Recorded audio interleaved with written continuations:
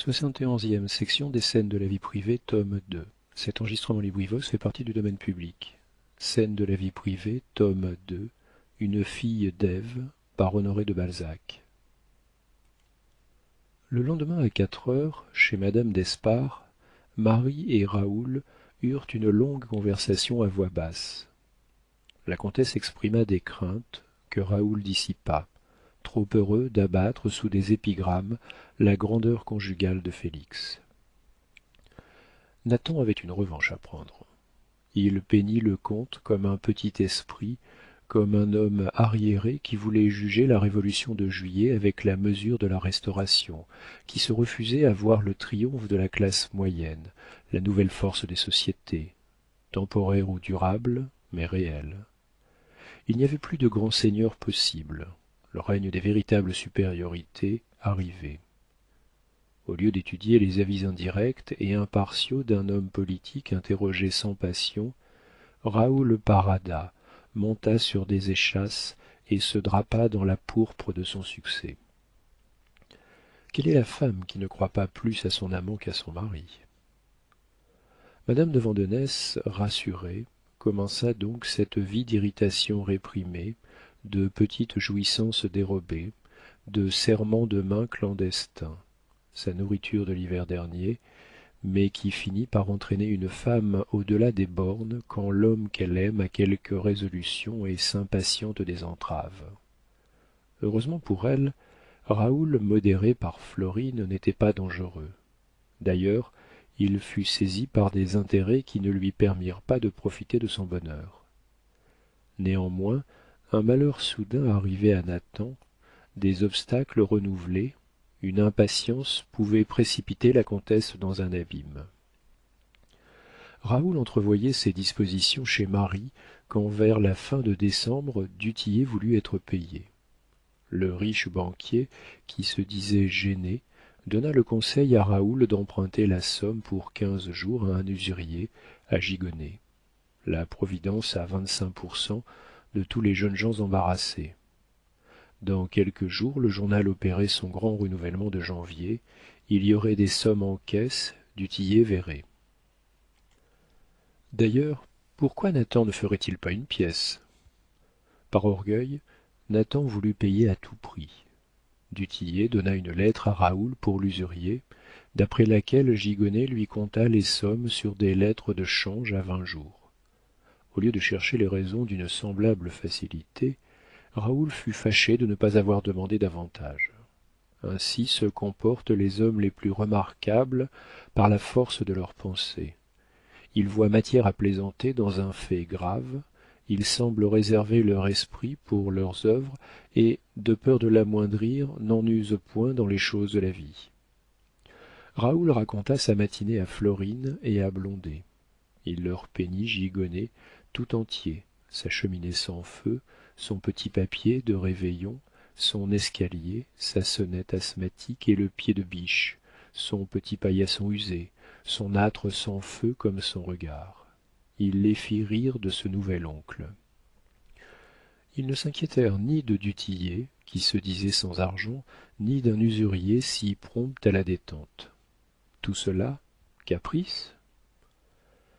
Il ne t'a pris que 15%, dit Blondet. Tu lui devais des remerciements. À 25%, on ne les salue plus. L'usure commence à 50%. À ce taux, on les méprise. Les mépriser? Dit Florine. Quels sont ceux de vos amis qui vous prêteraient à ce taux sans se poser comme vos bienfaiteurs? Elle a raison. Je suis heureux de ne plus rien devoir à du Tillet, disait Raoul. Pourquoi ce défaut de pénétration dans leurs affaires personnelles chez des hommes habitués à tout pénétrer? Peut-être l'esprit ne peut-il pas être complet sur tous les points. Peut-être les artistes vivent-ils trop dans le moment présent pour étudier l'avenir. Peut-être observent-ils trop les ridicules pour voir un piège et croient-ils qu'on n'ose pas les jouer. L'avenir ne se fit pas attendre. 20 jours après les lettres de change étaient protestées. Mais au tribunal de commerce, Florine fit demander et obtenir 25 jours pour payer. Raoul étudia sa position, il demanda des comptes. Il en résulta que les recettes du journal couvraient les 2 tiers des frais, et que l'abonnement faiblissait. Le grand homme devint inquiet et sombre, mais pour Florine seulement, à laquelle il se confia. Florine lui conseilla d'emprunter sur des pièces de théâtre à faire, en les vendant en bloc et aliénant les revenus de son répertoire. Nathan trouva par ce moyen 20 000 francs et réduisit sa dette à 40 000. Le 10 de février, les 25 jours expirèrent. Du Tillet, qui ne voulait pas de Nathan pour concurrent dans le collège électoral où il comptait se présenter, en laissant à Massol un autre collège à la dévotion du ministère, fit poursuivre à outrance Raoul par Gigonnet. Un homme écroué pour dette ne peut pas s'offrir à la candidature. La maison de Clichy pouvait dévorer le futur ministre. Florine était elle-même en conversation suivie avec des huissiers, à raison de ses dettes personnelles. Et, dans cette crise, il ne lui restait plus d'autre ressource que le moi de m'aider, car ses meubles furent saisis. L'ambitieux entendait de toutes parts les craquements de la destruction dans son jeune édifice, bâti sans fondement. Déjà sans force pour soutenir une vaste entreprise, il se sentait incapable de la recommencer. Il alla donc périr sous les décombres de sa fantaisie. Son amour pour la comtesse lui donnait encore quelques éclairs de vie. Il animait son masque, mais en dedans l'espérance était morte. Il ne soupçonnait point du Tillet, il ne voyait que l'usurier. Rastignac, Blondet, Lousteau, Vernou, Finot, Massol se gardaient bien d'éclairer cet homme d'une activité si dangereuse. Rastignac, qui voulait ressaisir le pouvoir, faisait cause commune avec Nucingen et du Tillet. Les autres éprouvaient des jouissances infinies à contempler l'agonie d'un de leurs égaux, coupable d'avoir tenté d'être leur maître. Aucun d'eux n'aurait voulu dire un mot à Florine. Au contraire, on lui vantait Raoul. Nathan avait des épaules à soutenir le monde. Il s'en tirerait, tout irait à merveille. On a fait 2 abonnés hier, disait Blondet, d'un air grave. Raoul sera député. Le budget voté, l'ordonnance de dissolution paraîtra. Nathan, poursuivi, ne pouvait plus compter sur l'usure. Florine, saisie, ne pouvait plus compter que sur les hasards d'une passion inspirée à quelque niais qui ne se trouve jamais à propos. Nathan n'avait pour amis que des gens sans argent et sans crédit. Une arrestation tuait ses espérances de fortune politique. Pour comble de malheur, il se voyait engagé dans d'énormes travaux payés d'avance. Il n'entrevoyait pas de fond au gouffre de misère où il allait rouler. En présence de tant de menaces, son audace l'abandonna. La comtesse Vandenesse s'attacherait-elle à lui, fuirait-elle au loin? Les femmes ne sont jamais conduites à cet abîme que par un entier amour, et leur passion ne les avait pas noués l'un à l'autre par les liens mystérieux du bonheur. Mais la comtesse le suivit-elle à l'étranger, elle viendrait sans fortune, nue et dépouillée, elle serait un embarras de plus. Un esprit de second ordre, un orgueilleux comme Nathan, devait voir et vit alors dans le suicide l'épée qui trancherait ses nœuds gordiens.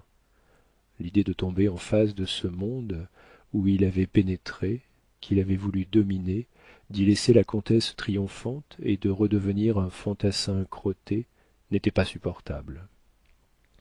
La folie dansait, faisait entendre ses grelots à la porte du palais fantastique habité par le poète. En cette extrémité, Nathan attendit un hasard et ne voulut se tuer qu'au dernier moment. Durant les derniers jours employés par la signification du jugement, par les commandements et la dénonciation de la contrainte par corps, Raoul porta partout, malgré lui, cet air froidement sinistre que les observateurs ont pu remarquer chez tous les gens destinés au suicide ou qui le méditent. Les idées funèbres qu'il caresse impriment à leur front des teintes grises et nébuleuses. Leur sourire a je ne sais quoi de fatal. Leurs mouvements sont solennels. Ces malheureux paraissent vouloir sucer jusqu'au zeste les fruits dorés de la vie. Leurs regards visent le cœur à tout propos. Ils écoutent leur glas dans l'air. Ils sont inattentifs. Ces effrayants symptômes Marie les aperçut un soir chez lady Dudley. Raoul était resté seul sur un divan dans le boudoir, tandis que tout le monde causait dans le salon. La comtesse vint à la porte, il ne leva pas la tête, il n'entendit ni le souffle de Marie, ni le frissonnement de sa robe de soie. Il regardait une fleur du tapis, les yeux fixes, hébétés de douleur. Il aimait mieux mourir que d'abdiquer. Tout le monde n'a pas le piédestal de Sainte-Hélène. D'ailleurs, le suicide régnait alors à Paris. Ne doit-il pas être le dernier mot des sociétés incrédules? Raoul venait de se résoudre à mourir. Le désespoir est en raison des espérances, et celui de Raoul n'avait pas d'autre issue que la tombe. Qu'as-tu? Lui dit Marie en volant auprès de lui. Rien, répondit-il. Il y a une manière de dire ce mot rien entre amants qui signifie tout le contraire. Marie haussa les épaules. Vous êtes un enfant, dit-elle. Il vous arrive quelque malheur. Non pas à moi, dit-il. D'ailleurs, vous le saurez toujours trop tôt, Marie, reprit-il affectueusement. À quoi pensais-tu quand je suis entré? Demanda-t-elle d'un air d'autorité. Veux-tu savoir la vérité? Elle inclina la tête. Je songeais à toi. Je me disais qu'à ma place, bien des hommes auraient voulu être aimés sans réserve. Je le suis, n'est-ce pas? Oui, dit-elle. Et, reprit-il en lui pressant la taille et l'attirant à lui pour la baiser au front, au risque d'être surpris, je te laisse pure et sans remords. Je puis t'entraîner dans l'abîme, et tu demeures dans toute ta gloire au bord, sans souillure. Cependant, une seule pensée m'importune. Laquelle? Tu me mépriseras. Elle sourit superbement. Oui, tu ne croiras jamais avoir été saintement aimée. Puis on me flétrira, je le sais. Les femmes n'imaginent pas que du fond de notre fange nous levions nos yeux vers le ciel pour y adorer sans partage une Marie. Elles mêlent à ce saint amour de tristes questions, elles ne comprennent pas que des hommes de haute intelligence et de vaste poésie puissent dégager leur âme de la jouissance pour la réserver à quelque autel chéri. Cependant, Marie, le culte de l'idéal est plus fervent chez nous que chez vous. Nous le trouvons dans la femme qui ne le cherche même pas en nous. Pourquoi cet article? Dit-elle railleusement en femme sûre d'elle. Je quitte la France. Tu apprendras demain pourquoi et comment par une lettre que t'apportera mon valet de chambre. Adieu, Marie. Raoul sortit après avoir pressé la comtesse sur son cœur par une horrible étreinte et la laissa stupide de douleur. Qu'avez-vous donc, ma chère? Lui dit la marquise d'Espard en la venant chercher. Que vous a dit monsieur Nathan? Il nous a quittés d'un air mélodramatique. Vous êtes peut-être trop raisonnable ou trop déraisonnable. La comtesse prit le bras de madame d'Espard pour rentrer dans le salon, d'où elle partit quelques instants après. Elle va peut-être à son premier rendez-vous, dit lady Dudley à la marquise. Je le saurai, répliqua madame d'Espard en s'en allant et suivant la voiture de la comtesse. Mais le coupé de madame de Vandenesse prit le chemin du faubourg Saint-Honoré. Quand madame d'Espard rentra chez elle, elle vit la comtesse Félix continuant le faubourg pour gagner le chemin de la rue du Rocher. Marie se coucha, sans pouvoir dormir, et passa la nuit à lire un voyage au pôle Nord, sans y rien comprendre. À 8h30, elle reçut une lettre de Raoul et l'ouvrit précipitamment. La lettre commençait par ces mots classiques. Ma chère bien-aimée, quand tu tiendras ce papier, je ne serai plus. Elle n'acheva pas. Elle froissa le papier par une contraction nerveuse, sonna sa femme de chambre, mit à la hâte un peignoir, chaussa les premiers souliers venus, s'enveloppa dans un châle, prit un chapeau, puis elle sortit en recommandant à sa femme de chambre de dire au comte qu'elle était allée chez sa sœur, madame du Tillet. Où avez-vous laissé votre maître? Demanda-t-elle au domestique de Raoul. Au bureau du journal. Allons-y, dit-elle. Au grand étonnement de sa maison, elle sortit à pied, avant 9h, en proie à une visible folie. Heureusement pour elle, la femme de chambre alla dire au comte que madame venait de recevoir une lettre de madame du Tillet qui l'avait mise hors d'elle, et venait de courir chez sa sœur, accompagnée du domestique qui lui avait apporté la lettre. Vandenesse attendit le retour de sa femme pour recevoir des explications.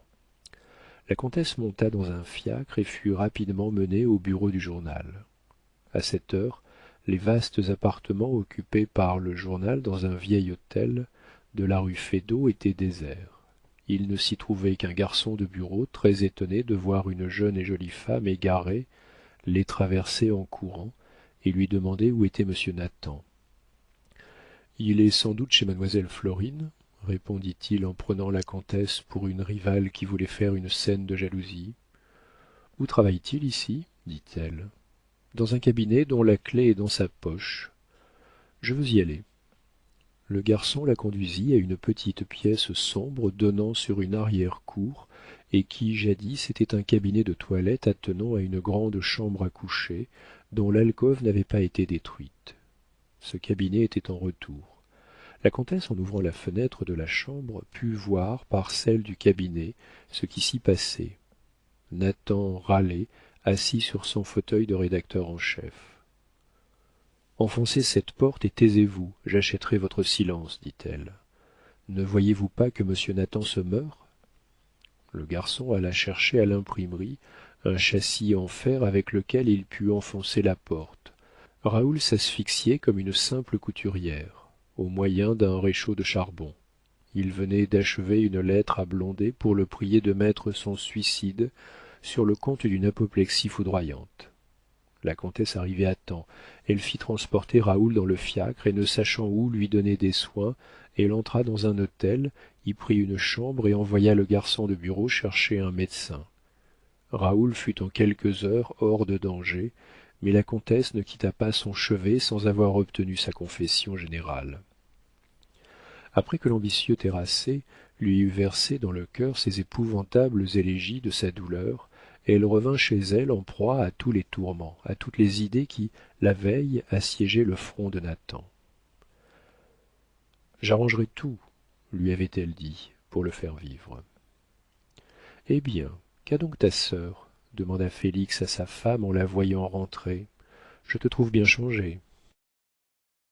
C'est une horrible histoire sur laquelle je dois garder le plus profond secret, répondit-elle en retrouvant sa force pour affecter le calme.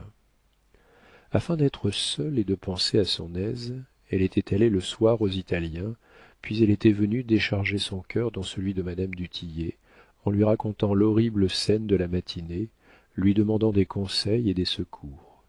Ni l'une ni l'autre ne pouvaient savoir alors que du Tillet avait allumé le feu du vulgaire réchaud dont la vue avait épouvanté la comtesse Félix de Vandenesse. Il n'a que moi dans le monde, avait dit Marie à sa sœur, et je ne lui manquerai point. Ce mot contient le secret de toutes les femmes. Elles sont héroïques alors qu'elles ont la certitude d'être tout pour un homme grand et irréprochable.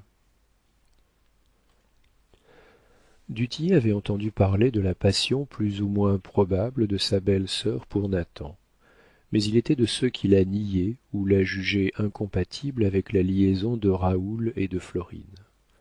L'actrice devait chasser la comtesse, et réciproquement. Mais quand, en rentrant chez lui, pendant cette soirée, il y vit sa belle-sœur, dont déjà le visage lui avait annoncé d'amples perturbations aux Italiens, il devina que Raoul avait confié ses embarras à la comtesse. La comtesse l'aimait donc, elle était donc venue demander à Marie-Eugénie les sommes dues au vieux gigonnet. Madame du Tillet, à qui les secrets de cette pénétration en apparence surnaturelle échappaient, avait montré tant de stupéfaction que les soupçons de du Tillet se changèrent en certitude. Le banquier crut pouvoir tenir le fil des intrigues de Nathan. Personne ne savait ce malheureux au lit, rue du Mail, dans un hôtel garni, sous le nom du garçon de bureau à qui la comtesse avait promis 500 francs s'il gardait le secret sur les événements de la nuit et de la matinée. Aussi, François Quillet avait-il eu le soin de dire à la portière que Nathan s'était trouvé mal par suite d'un travail excessif. Du Tillet ne fut pas étonné de ne point voir Nathan. Il était naturel que le journaliste se cachât pour éviter les gens chargés de l'arrêter. Quand les espions vinrent prendre des renseignements, ils apprirent que le matin, une dame était venue enlever le rédacteur en chef. Il se passa 2 jours avant qu'ils eussent découvert le numéro du fiacre, questionné le cocher, reconnu, sondé l'hôtel où se ranimait le débiteur. Ainsi, les sages mesures prises par Marie avaient fait obtenir à Nathan un sursis de 3 jours.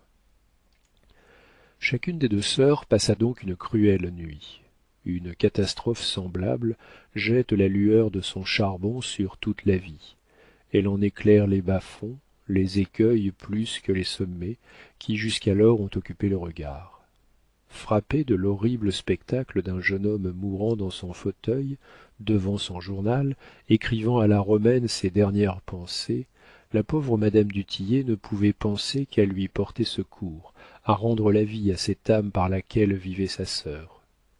Il est dans la nature de notre esprit de regarder aux effets avant d'analyser les causes. Eugénie approuva de nouveau l'idée qu'elle avait eue de s'adresser à la baronne Delphine de Nucingen, chez laquelle elle dînait, et ne douta pas du succès.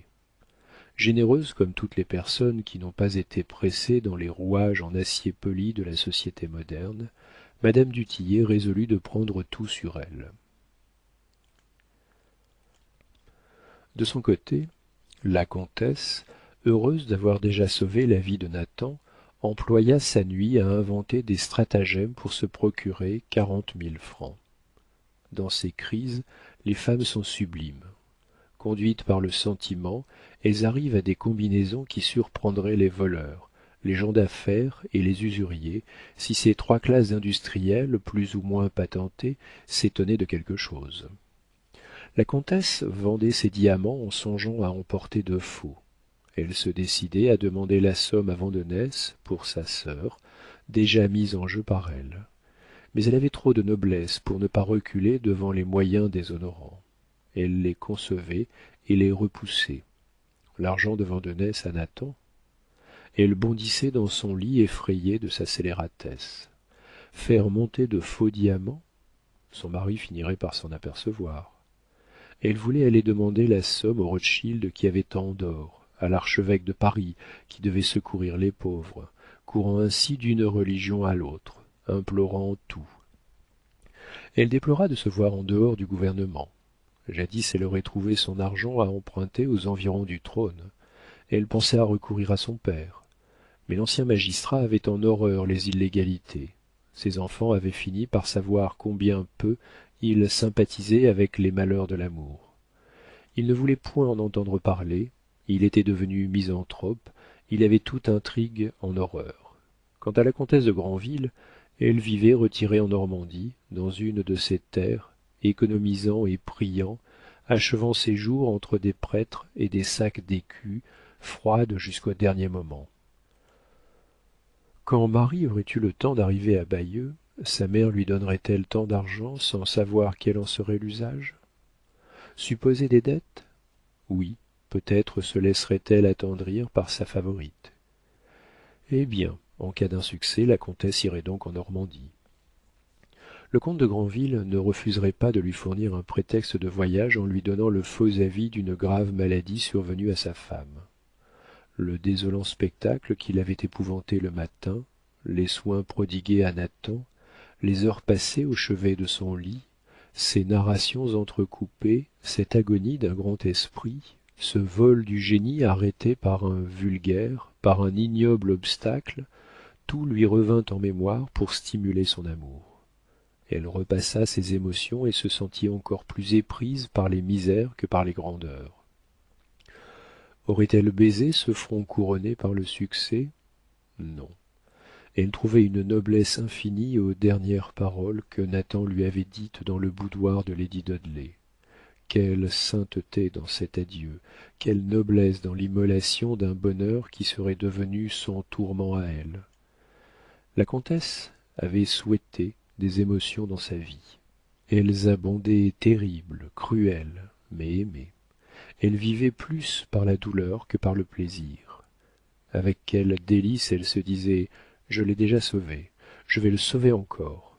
Elle l'entendait s'écriant: il n'y a que les malheureux qui savent jusqu'où va l'amour, quand il avait senti les lèvres de sa Marie posées sur son front. Es-tu malade? Lui dit son mari qui vint dans sa chambre la chercher pour le déjeuner. Je suis horriblement tourmentée du drame qui se joue chez ma sœur, dit-elle sans faire de mensonge. Elle est tombée en de bien mauvaises mains. C'est une honte pour une famille que d'y avoir un du Tillet, un homme sans noblesse. S'il arrivait quelque désastre à votre sœur, elle ne trouverait guère de pitié chez lui. Quelle est la femme qui s'accommode de la pitié? Dit la comtesse en faisant un mouvement convulsif. Impitoyable. Votre rigueur est une grâce pour nous. Ce n'est pas d'aujourd'hui que je vous sais noble de cœur, dit Félix en baisant la main de sa femme et tout ému de cette fierté. Une femme qui pense ainsi n'a pas besoin d'être gardée. Gardée? Reprit-elle.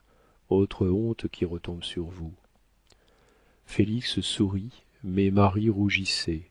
Quand une femme est secrètement en faute, elle monte ostensiblement l'orgueil féminin au plus haut point. C'est une dissimulation d'esprit dont il faut leur savoir gré. La tromperie est alors pleine de dignité, sinon de grandeur. Marie écrivit 2 lignes à Nathan sous le nom de monsieur Quillet pour lui dire que tout allait bien et les envoya par un commissionnaire à l'hôtel du Mail. Le soir, à l'opéra, la comtesse eut les bénéfices de ses mensonges car son mari trouva très naturel qu'elle quittât sa loge pour aller voir sa sœur. Félix attendit pour lui donner le bras que du Tillet eût laissé sa femme seule.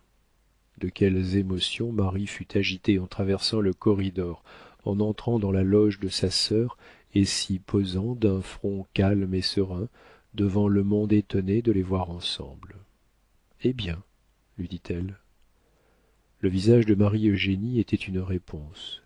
Il y éclatait une joie naïve que bien des personnages attribuèrent à une vaniteuse satisfaction. Il sera sauvé, ma chère, mais pour 3 mois seulement, pendant lesquels nous aviserons à le secourir plus efficacement. Madame de Nucingen veut 4 lettres de change, de chacune 10 000 francs, signées de n'importe qui, pour ne pas te compromettre. Elle m'a expliqué comment elles devaient être faites. Je n'y ai rien compris, mais monsieur Nathan te les préparera. J'ai seulement pensé que Schmuke, notre vieux maître, peut nous être très utile en cette circonstance. Il les signerait.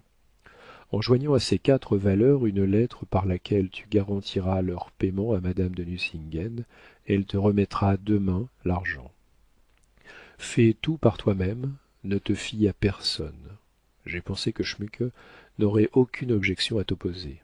Pour dérouter les soupçons, j'ai dit que tu voulais obliger notre ancien maître de musique, un Allemand dans le malheur. J'ai donc pu demander le plus profond secret. Tu as de l'esprit comme un ange, pourvu que la baronne de Nucingen n'en cause qu'après avoir donné l'argent, dit la comtesse, en levant les yeux comme pour implorer Dieu, quoiqu'à l'opéra. Schmuke demeure dans la petite rue de Nevers, sur le quai Conti. Ne l'oublie pas. Vas-y toi-même. Merci, dit la comtesse en serrant la main de sa sœur. Ah, je donnerais 10 ans de ma vie à prendre dans ta vieillesse pour faire à jamais cesser de pareilles angoisses, dit la comtesse en souriant de l'interruption. Toutes les personnes qui lorgnaient en ce moment les 2 sœurs pouvaient les croire occupées de frivolité en admirant leurs rires ingénus. Mais un de ces oisifs qui viennent à l'opéra plus pour espionner les toilettes et les figures que par plaisir aurait pu deviner le secret de la comtesse en remarquant la violente sensation qui éteignit la joie de ces 2 charmantes physionomies. Raoul, qui, pendant la nuit, ne craignait plus les recors, pâle et blême, l'œil inquiet, le front attristé, parut sur la marche de l'escalier où il se posait habituellement. Il chercha la comtesse dans sa loge, la trouva vide, et se prit alors le front dans ses mains en s'appuyant le coude à la ceinture. Peut-elle être à l'opéra pensa-t-il. Regarde-nous donc, pauvre grand homme, dit à voix basse madame du Tillet. Quant à Marie, au risque de se compromettre, elle attacha sur lui ce regard violent et fixe par lequel la volonté jaillit de l'œil, comme du soleil jaillissent les ondes lumineuses, et qui pénètrent, selon les magnétiseurs, la personne sur laquelle il est dirigé. Raoul sembla frappé par une baguette magique. Il leva la tête, et son œil rencontra soudain les yeux des deux sœurs. Avec cet adorable esprit qui n'abandonne jamais les femmes, madame de Vandenesse saisit une croix qui jouait sur sa gorge et la lui montra par un sourire rapide et significatif. Le bijou rayonna jusque sur le front de Raoul, qui répondit par une expression joyeuse. Il avait compris. N'est-ce donc rien, Eugénie, dit la comtesse à sa sœur, que de rendre ainsi la vie aux morts?